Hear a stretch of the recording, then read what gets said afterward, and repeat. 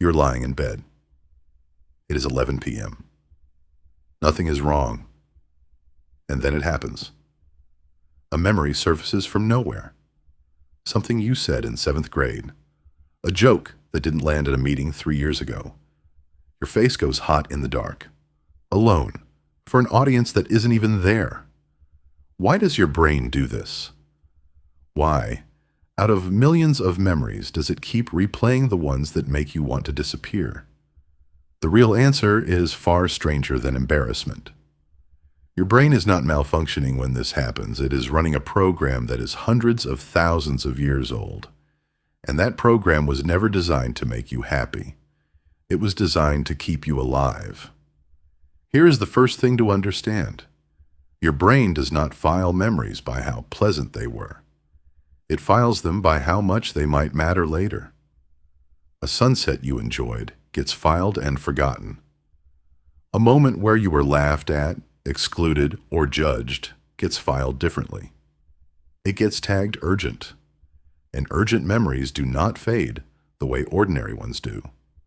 Psychologist Roy Baumeister spent years studying this pattern and gave it a name, the negativity bias. His research found that bad experiences affect you more strongly and linger longer than good ones of equal size. A compliment fades in a day. An insult can outlive a decade. This is not because you are fragile. It is because your brain evolved in a world where the cost of missing a threat was much higher than the cost of missing a reward. Miss a beautiful flower and nothing happens.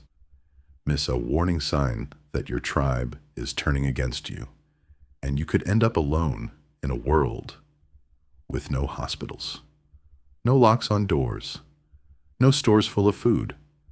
Alone meant dead. That is the part your bedtime brain doesn't know it's still responding to. For almost all of human history, you did not survive as an individual. You survived as part of a group, a small one, somewhere between 50 and 150 people, depending on the era and the environment. Everyone knew everyone. Reputation was not a modern anxiety. It was a survival resource, tracked constantly, the way you might track your phone battery today. If you were exiled from that group, there was no next town to walk to. There was no anonymous internet where you could start fresh under a new name.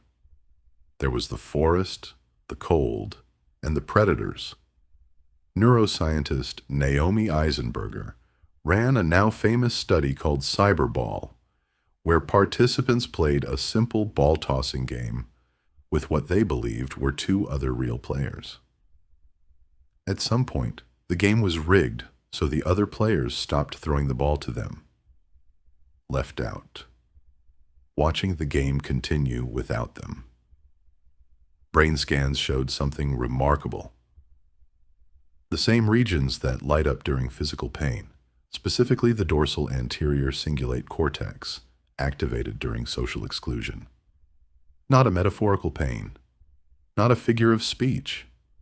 Your brain processes being left out using overlapping machinery to being physically hurt.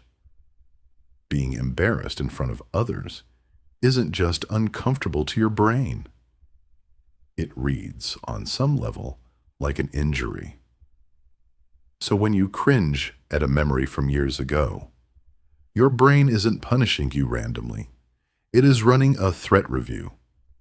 It is asking one question, over and over.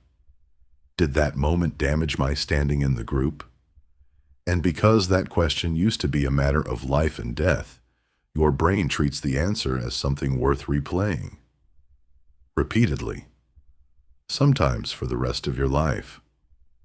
But why replay it now, at 11 p.m., with the lights off and nobody around? This is where memory gets interesting. Elizabeth Phelps, who has spent decades studying the relationship between emotion and memory, found that the amygdala, your brain's alarm system, works closely with the hippocampus, your brain's memory filing system, to stamp emotionally intense moments as high priority. The stronger the emotional charge attached to an experience, the more vividly and repeatedly your brain will pull it back up. Not to torture you, to rehearse it. Your brain treats an old embarrassment the way a coach treats game footage. It replays the mistake so you won't make it again. The trouble is, this system was built for a world of immediate, physical consequences. Say something foolish in a group of 50 people you'll see every day for the rest of your life, and there is a real reason to relive that moment and extract a lesson from it. But your brain cannot tell the difference between that ancient scenario and an awkward comment you made once to a stranger who has almost certainly forgotten it entirely. The threat detection system fires the same way regardless. It does not check whether the stakes are actually still there. It just checks whether the emotional signature was strong. Here's the twist nobody expects. Studies on memory bias have repeatedly found something called the fading affect bias. Positive memories tend to lose their emotional intensity over time, faster than negative ones do, which means the passage of time, something you'd expect to heal an embarrassing memory, often does the opposite. The facts of the memory blur. Who was there? What exactly was said? But the feeling, the hot flash of shame, stays sharp far longer than it has any logical reason to. And there's another layer to this most people never consider.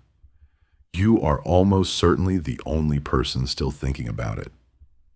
A well-known effect in social psychology, sometimes called the spotlight effect, found that people dramatically overestimate how much others notice and remember their mistakes. In studies where participants wore an embarrassing item of clothing into a room of strangers, they consistently guessed that far more people had noticed than actually had. Everyone else was too busy running their own internal spotlight, worrying about their own moments, to give yours the screen time you imagine it got. The audience you're performing shame for, night after night, largely exists only in your head. So what does this mean for you, lying there at 11 p.m., replaying something that happened years ago to people who don't remember it? It means the system is working exactly as designed. It is not broken. It is ancient. Your brain built you out of the same architecture that kept a small band of humans alive on a dangerous savanna, where being cast out truly meant death, and where social memory was as vital as knowing which berries were poisonous. That system doesn't know the modern world changed the stakes. It only knows the alarm went off once, and alarms that important don't get deleted. They get filed as essential. You can't switch this off with willpower alone, because you're not fighting a bad habit. You're fighting deep evolutionary code that once kept your ancestors alive. But understanding where the alarm comes from changes what it feels like when it fires. That flash of heat, that late-night replay, isn't proof that you did something unforgivable. It's proof that you're the descendant of humans who survived by caring intensely about what the group thought of them. The discomfort you feel is not a flaw in you. It is a feature that was working exactly as intended tens of thousands of years. Before phones, before bedrooms, before you were ever the only person in the room. Tonight, when the memory surfaces again, you won't stop it from coming. But maybe you'll recognize it for what it actually is. Not a verdict on who you are. Just an old alarm, still ringing, long after the danger it was built for has already passed.